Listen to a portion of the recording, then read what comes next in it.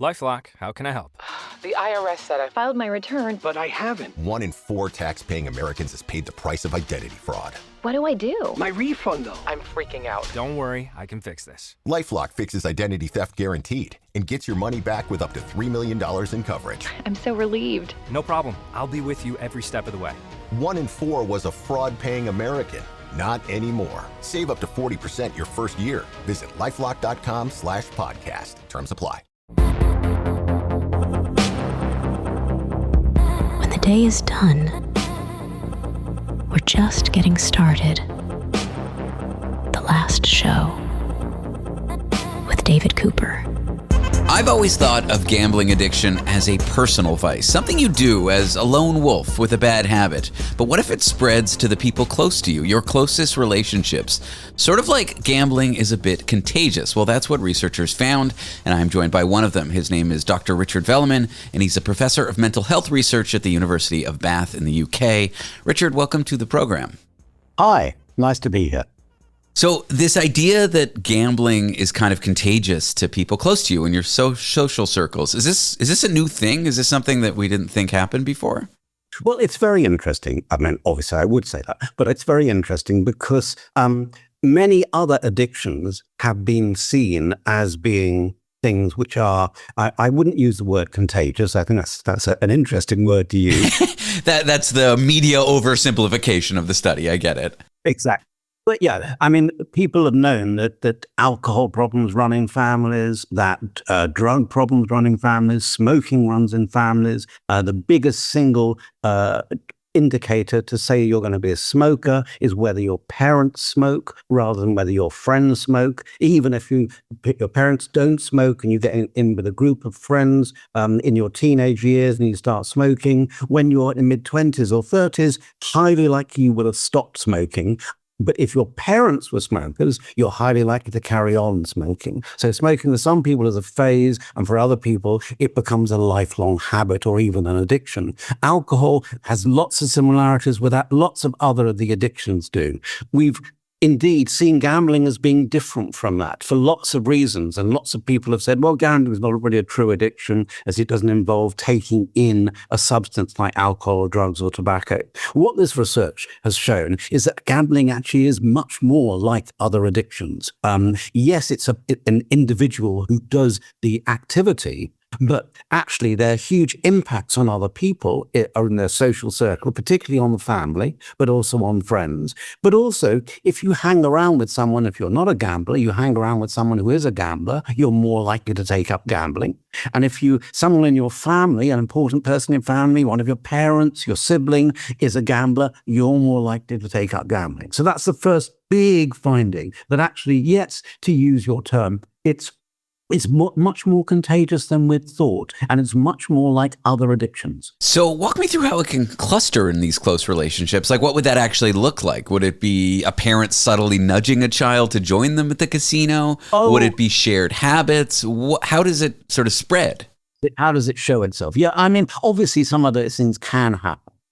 Again, looking at the analogy with smoking and drinking, hey, you're now 16, I can take you down to the pub in English context. I mean, drinking ages are different in different countries. Sure. Or, you can now have a cigarette with me because you're now a real man, or you've grown up, you're now a real woman type of thing. So it can be overt like that, but it's much more likely to be covert. It's much more likely to be children observing their parents, often over a long period of time. And even if when children are children, they say things, and lots of them do, I'm never going to be a smoker when I grow up. I'm never going to be a drinker when I grow up. I've seen the harm it does, and so on.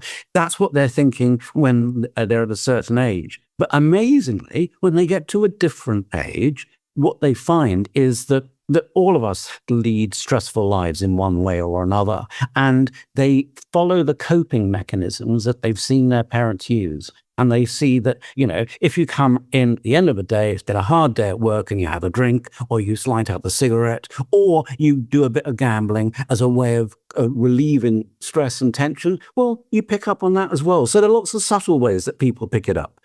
The other thing I wanted to say, though, is that one of the two big findings is, yes, gambling can run in families. You can be quotes infected by having gambling in the family or gambling in your friendship group, and that's going to make you more likely. Obviously, we're talking about probability here. We're not saying everybody's going to become a gambler, like everybody's not going to become a drinker, but the likelihood is greater if there's somebody in your family or friendship group. That's the one bit. The other bit is that actually your family and friends in lots of contexts can be a protective factor as well. And what we discovered in this research was that friendships are not protected. So if you've got a group of friends and some gamble and some don't, and you're close with some people and so on, having close friendships who aren't gamblers doesn't protect you from becoming a gambler if you've got a close friend who's a gambler.